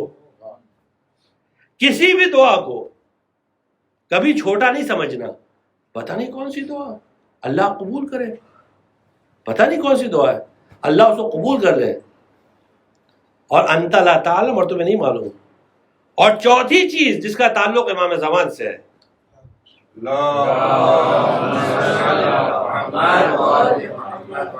اسی لیے شیخ صدوق اس کو کمال الدین میں بھی لے کر آئے ہیں. وَأَخْفَى وَلِيَّهُ فِي عِبَادِهِ, اور اس نے اپنے ولی کو چھپا کے رکھا ہے. ولی اپنے ولی کو چھپا کے رکھا ہے اپنے بندوں میں. یہ ولی یا تو اس سے مراد خود امام زمان ہے یا تو اس سے مراد وہ 30 افراد ہیں جو امام زمان کے ہمیشہ ساتھ میں رہتے ہیں. وَبِثَلَاثِينَ وَحْشًا, روایتوں میں ہے کہ 30 افراد امام زمان کے ساتھ ہمیشہ رہتے ہیں کہ جس کی وجہ سے امام زمان کو غیبت کبریٰ میں وحشت محسوس نہیں ہوتی. وحشت یعنی تنہائی, اکیلا پن نہیں محسوس ہوتا, کیونکہ یہ 30 لوگ ہمیشہ ساتھ میں رہتے امام کے. وَبِثَلَاثِينَ وَحْشًا, ہمیشہ یہ ساتھ میں رہتے ہیں. اور جب ان میں سے ایک کی موت ہوتی ہے تو دوسرے کے ساتھ اس کو ریپلیس کر دیا جاتا ہے. اسی لیے ہندوستان کا ایک تاجر تھا جس کو امام زمان سے بڑا لگاؤ تھا, بڑی رغبت تھی. ہر محفل میں وہ امام زمان کا ذکر کرتا تھا, امام زمان کے لیے دعا کرتا تھا. یہ ایک بہت بڑے عالم دین ہے عراق کے, انہوں نے یہ واقعہ سنایا تھا اور یہ کتابوں میں بھی درج کیا گیا ہے. اور جب وہ ایک سامرہ ریگولرلی جاتا تھا, سامرہ میں بہت وقت بتاتا تھا. جب وہ سامرہ گیا اور وہ ایک عالم کے دین پر مہمان, ان کے گھر پہ مہمان ہوتا تھا ایک عالم دین کے, اور ایک دن گیا اور جانے کے بعد صبح جاتا تھا زیارت کے لیے, واپس آیا ہی نہیں. وہ عالم دین رات تک انتظار کرتے رہے, وہ واپس آیا ہی نہیں. عجیب بات ہے. بہت بڑا تاجر تھا, ہندوستان سے ریگولرلی جاتا تھا, ٹریڈر تھا, بزنس مین تھا. گیا, پھر اس کے بعد جب ان کے گھر پہ نہیں آیا تو وہ الگ الگ لوگوں کے گھر پہ گئے. بھائی ان کو جہاں معلوم تھا یہ جاتا ہے, جن لوگوں سے دوستی ہے, پوچھا بھائی فلاں شخص آیا تھا, وہ ہندی آیا تھا, مرد ہندی؟ کہا نہیں. سب سے پوچھا. اب سامرہ میں جتنے شیعہ تھے سب کے گھر پہ دستک دینے لگے, فلاں تاجر ہندی آیا تھا؟ نہیں. اب یہ پریشان ہو گئے, بہت بڑے عالم تھے سامرہ کے. اس وقت سامرہ میں حوض علمیہ تھا. نجف سے ہٹ کے آغا بزرگ شیرازی نے حوضے کو سامرہ میں کیا تھا. سامرہ میں تو جتنے بڑے بڑے عالم تھے وہاں سب کے گھر پہ گئے. آپ نے دیکھا, آپ جانتے ہیں شیعہ تھے, ان سے پوچھا بھائی آپ؟ نہیں بھائی ہم نے نہیں دیکھا. اب یہ پریشان ہو گئے کہ اب اگر مثلا اس کے گھر والے آپ مجھ سے پوچھے کہ بھائی آپ ہی کے آ کے رہتا تھا وہ سامرہ میں, تو میں کیا جواب دوں گا؟ تو یہ گئے حرم میں, اور حرم میں جانے کے بعد سرداب میں گئے اور زری کو پکڑ کے خوب کریا کیا. کہا مولا یہ تو آبرو کی بات ہے, میرا مہمان غائب ہو گیا ہے, پتہ نہیں کس نے اس کو اغوا کر لیا, قتل کر دیا. اغوا نے کڈنیپ کر لیا, پتہ نہیں کس نے کڈنیپ کر لیا, کس نے اس کو قتل کر دیا ہے. کہاں چل گیا؟ تاجر تھا, سب لوگ جانتے ہیں بڑا تاجر ہو سکتا ہے پیسے کے لیے. اگر یہ بات آپ لوگ سمجھ سکتے ہو تو سمجھیے کہ کسی کی اگر ذمہ داری آپ کے سر پہ ہو اور اگر وہ آدمی کو کچھ ہو جائے تو کتنا بڑا صدمہ ہوتا ہے, یعنی کیا کرے سمجھ میں نہیں آتا کیا جواب دے. خوب کریا کیا, روئے, روتے روتے آنکھ لگ گئی. اور حضرت حجت عجل اللہ تعالی فرج الشریف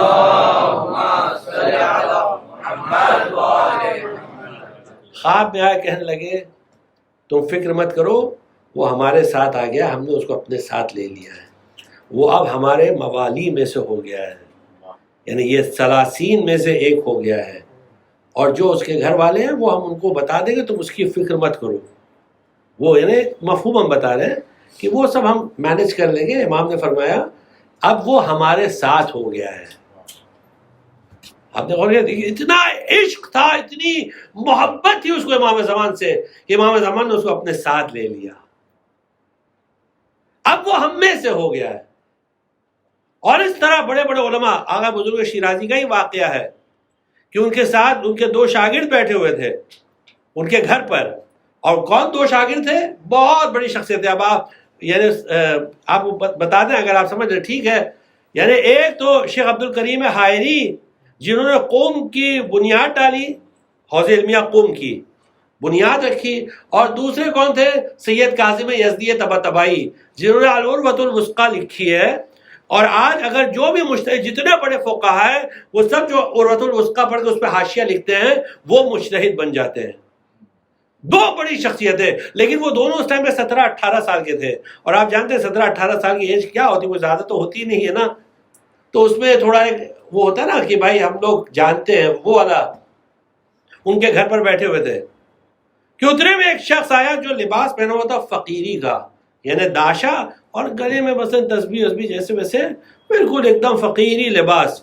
اور آیا تو جیسی وہ آیا تو آغا بزرگ تہرانی, آغا بزرگ شیرازی اس کی یعنی ان کی خاطر و تواضع کے لیے وہ آغا بیٹھیے اور اندر چلے گئے اپنے گھر میں تاکہ ان کے لیے مثلا جو بھی ہے خاطر تواضع کر سکے, وہ سامان لے کر آئے ان کی خاطر کے لیے.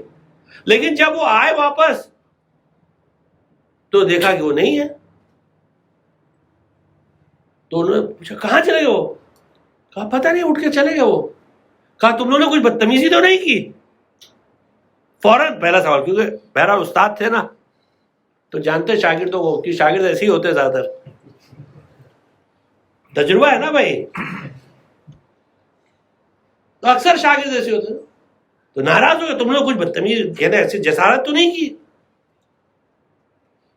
تو انہوں نے کہا نہیں, وہ ہم سے کچھ مسئلہ پوچھ رہے تھے کہ تم لوگ پڑھتے ہو حوضے میں؟ بولے ہاں پڑھتے ہیں. کیا پڑھتے ہو یہ؟ اچھا یہ تو بہت ہی بچکانا ہے. یعنی سوال جب انہوں نے پوچھا اچھا یہ بتاؤ, تو ہم نے ہنس کے خالی کہا کہ یہ تو بہت ہی بچکانا سوال ہے, یہ کیا آپ ہم سے پوچھ رہے ہیں؟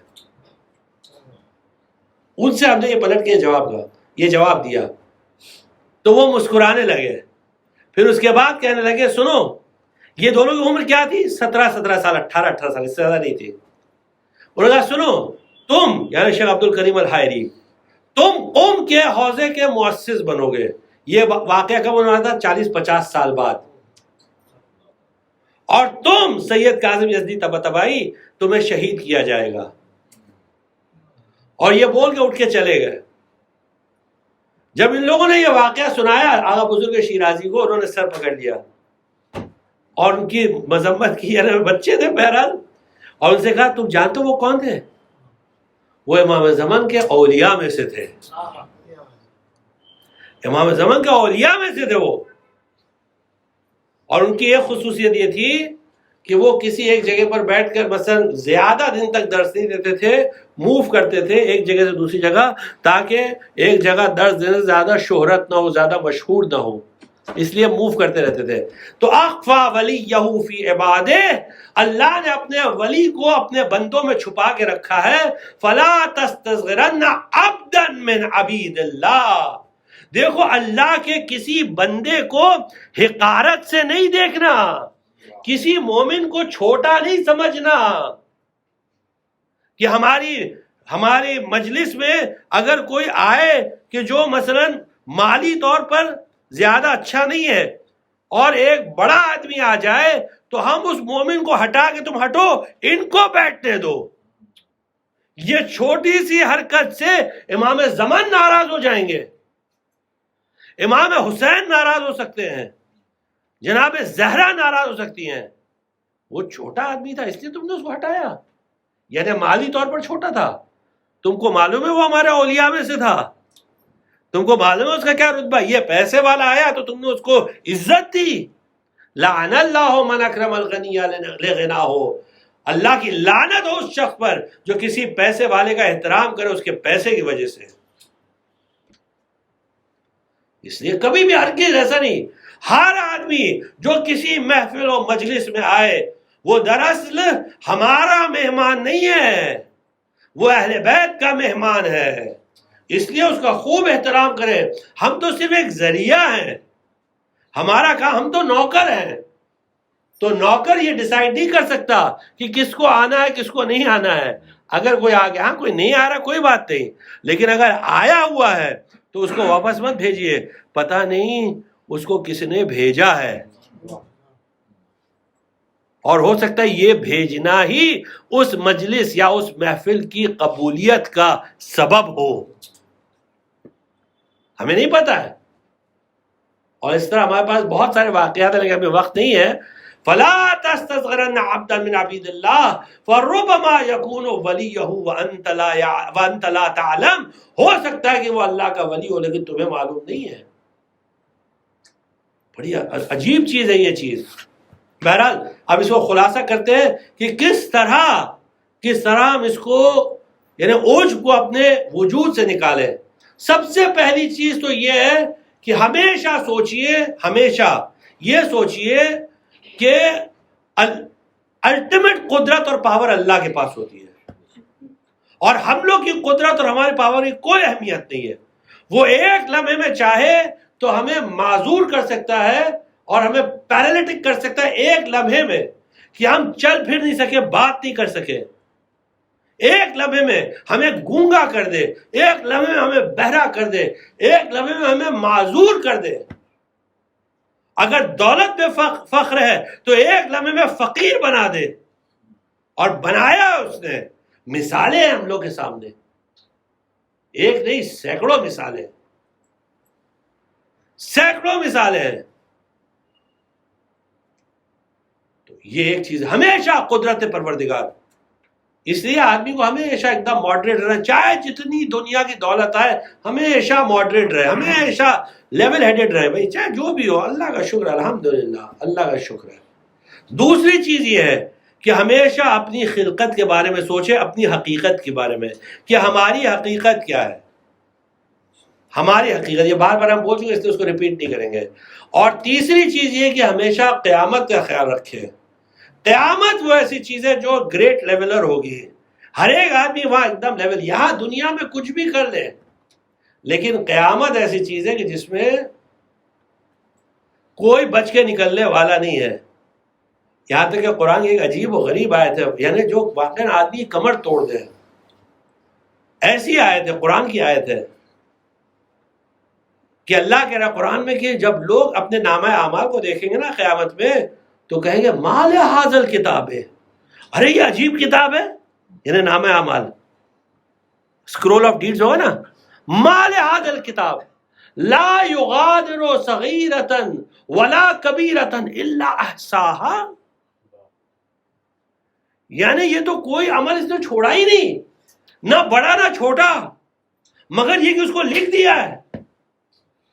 اور جب قرآن کہتا ہے عمل تو اس کا مطلب صرف عمل یعنی جو اعضاء و جوارح سے جو اپنے لم سے کہتے ہیں وہ نہیں، بلکہ قول، بلکہ فکر، ایون فکر، سوچ تو اپنی سوچ کو پیوریفائی کرے، جیسے مولا کائنات مالک اشتر کو نصیحت کر رہے ہیں، اپنی سوچ کو پیوریفائی کرو۔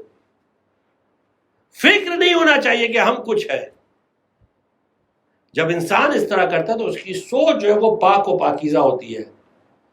لیکن عام طور سے ہم لوگ ان سب چیزوں کی طرف دھیان دیتے ہی نہیں، ہم تو سمجھتے ہیں کہ نہیں بھائی ہم تو جا کے نماز پڑھ لیتے ہیں، روزہ رکھ لیتے ہیں، یہ بہت بڑی بات ہے۔ نہیں، نماز روزہ اپنی جگہ پر اس کی اہمیت ہے، ہر چیز کی اہمیت ہے، لیکن سب سے امپورٹنٹ چیز یہ ہوتی ہے کہ اپنا باطن پاک ہونا چاہیے، جو اندر ہے نا اسے خالص ہونا چاہیے۔ اگر اس میں گڑبڑ ہوئی تو پھر سب کچھ بیکار ہے۔ اور اسی لیے آپ دیکھیے کہ نام کے لیے تو بہت لوگ تھے، لیکن سید الشہداء کے ساتھ آنے والے صرف 72 تھے، اور وہ بھی یہ خالص افراد تھے جن کا باطن ایک دم پاک تھا۔ ہر ایک کو نصیب نہیں ہوئی یہ شہادت۔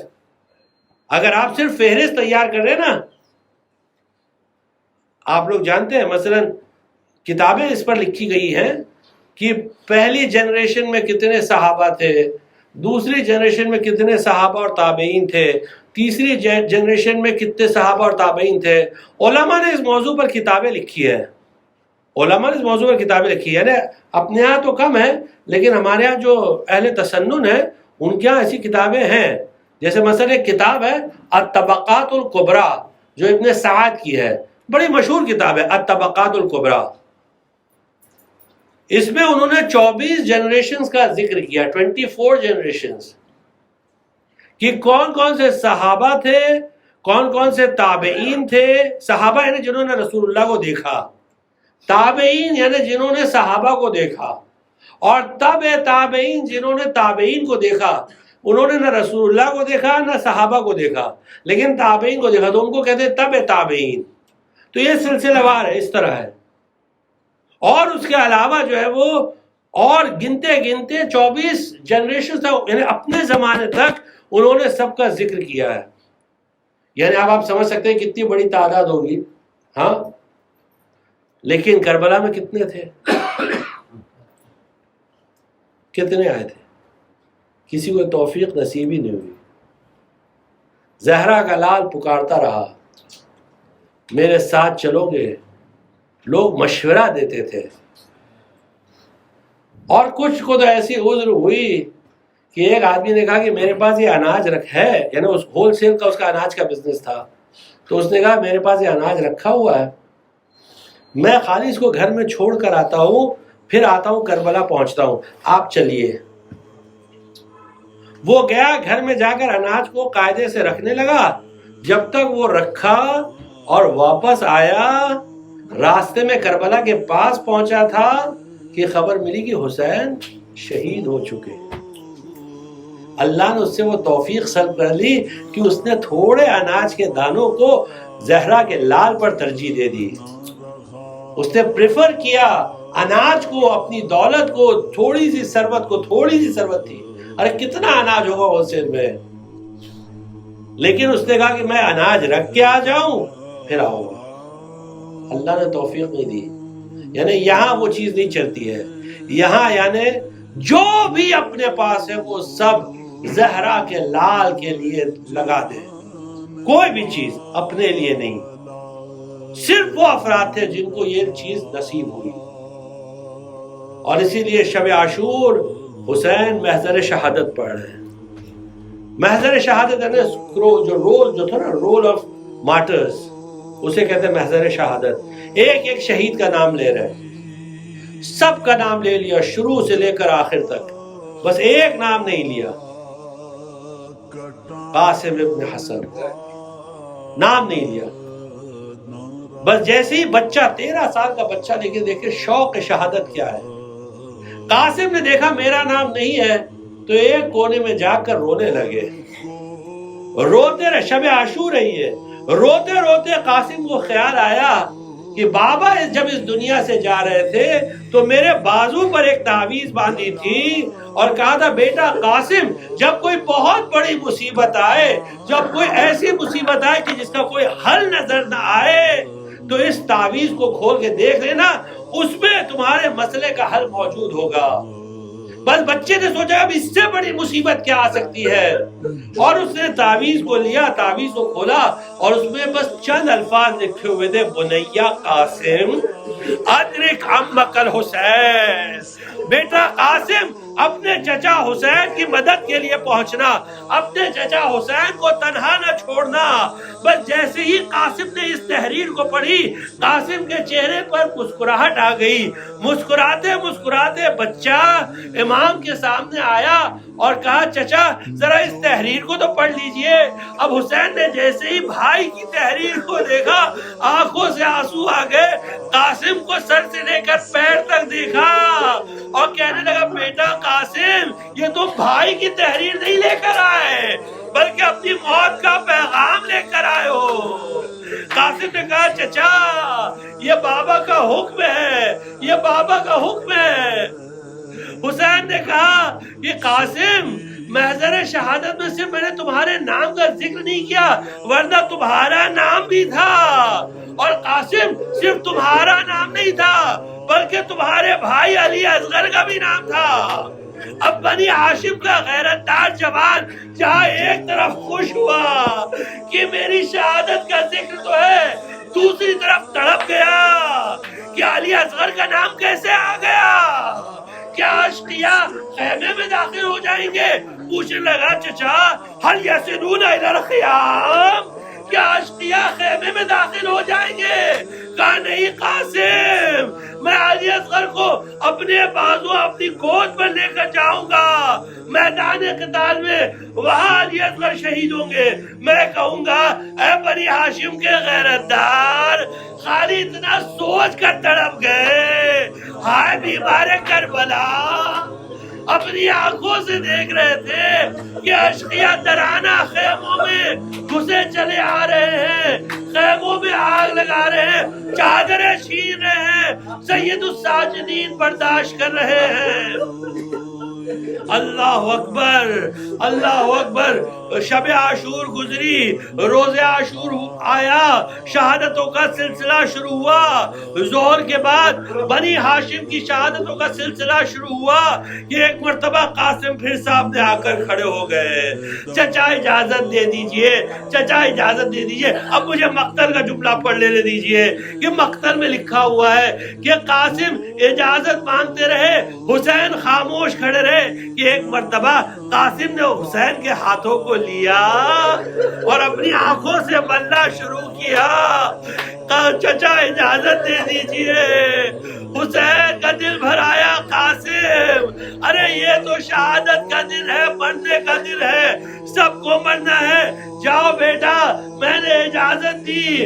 حسین نے قاسم کو تیار کیا۔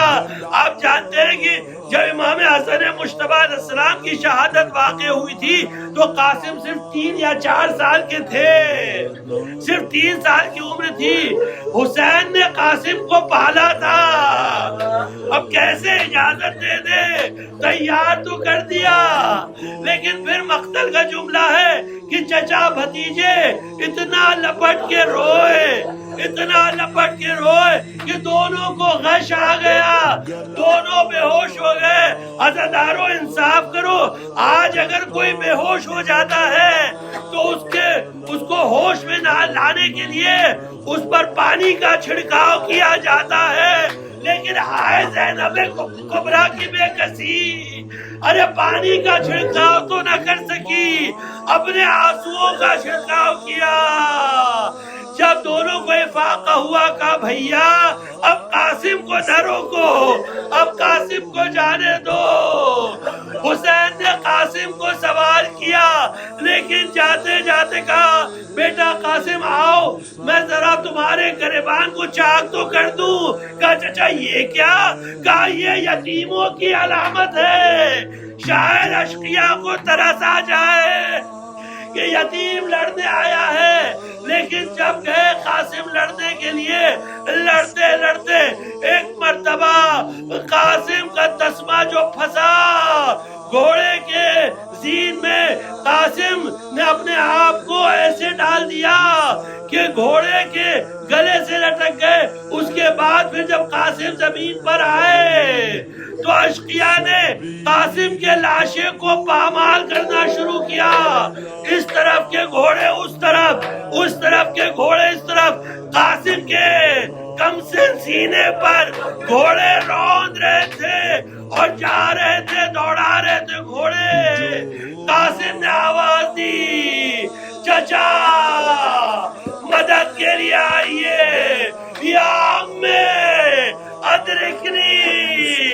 چچا مدد کے لیے آئیے۔ حسین قاسم کے لاشے پر پہنچے، ہوا قاسمہ ہوا حسنہ، وسيعلم الذين ظلموا أي منقلب ينقلبون ألا لعنة على القوم الظالمين۔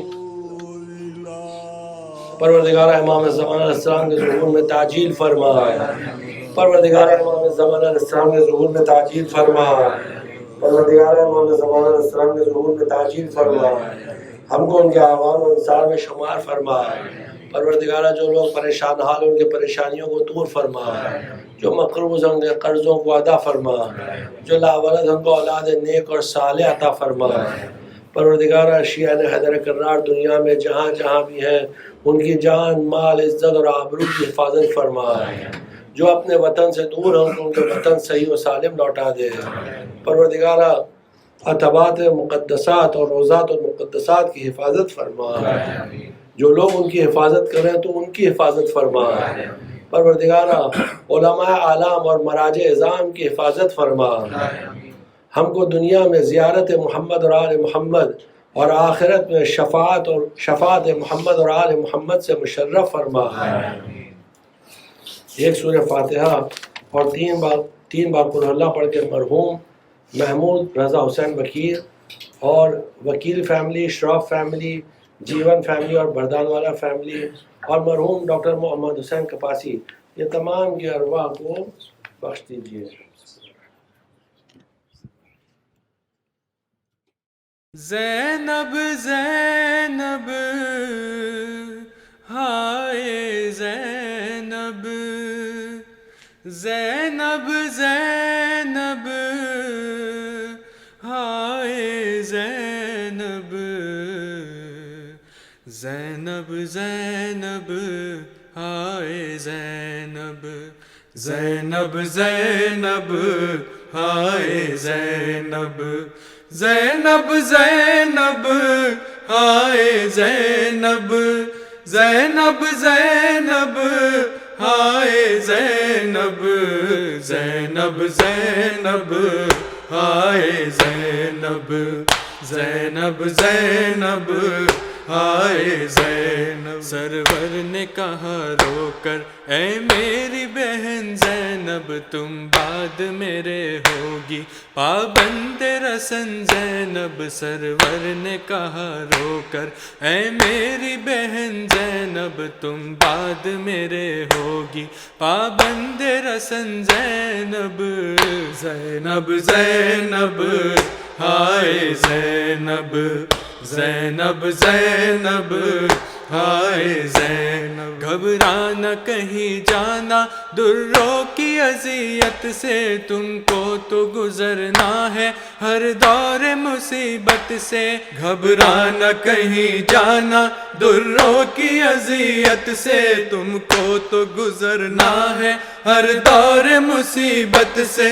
اسلام کی نصرت میں سہ لینا محن زینب، زینب زینب ہائے زینب، زینب زینب ہائے زینب۔ جب بعد میرے سر سے چھینیں گے لئی چادر، غیرت سے گھٹے گا دم ہو جاؤ گی ننگے سر۔ جب بعد میرے سر سے چھینیں گے لئی چادر، غیرت سے گھٹے گا دم ہو جاؤ گی ننگے سر۔ دو بازوؤں میں ظالم ڈالیں گے رسن زینب، زینب زینب ہائے زینب، زینب زینب ہائے زینب۔ زینب تمہیں بے پردہ بازاروں میں جانا ہے، زندہ کے مصائب بھی خوش ہو کے اٹھانا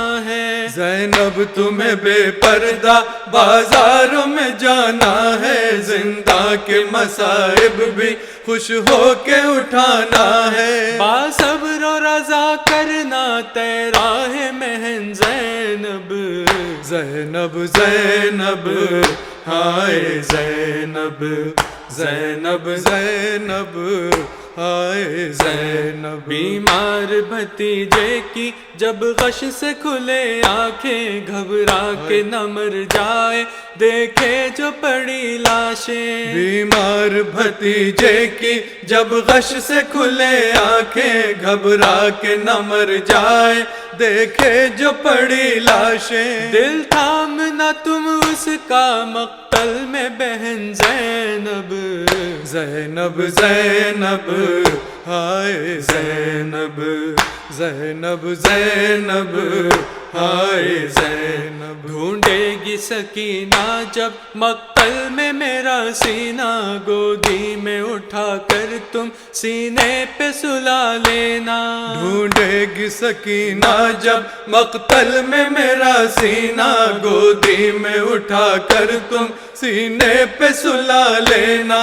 بے تاب بہت ہوگی وہ تشنہ دہن زینب، زینب زینب ہائے زینب، زینب زینب ہائے زینب۔ یہ کہہ کے شمیم آقا خیمے سے ہوئے رخصت، جب قید سے ظالم کی مل جائے تمہیں فرصت۔ یہ کہہ کے شمیم آقا خیمے سے ہوئے رخصت، جب قید سے ظالم کی مل جائے تمہیں فرصت۔ چادر کو بنا لینا بھائی کا کفن زینب، زینب زینب ہائے زینب، زینب زینب ہائے زینب، زینب زینب ہائے زینب، زینب زینب ہائے زینب، زینب زینب ہائے زینب، زینب زینب ہائے زینب، زینب زینب ہائے زینب۔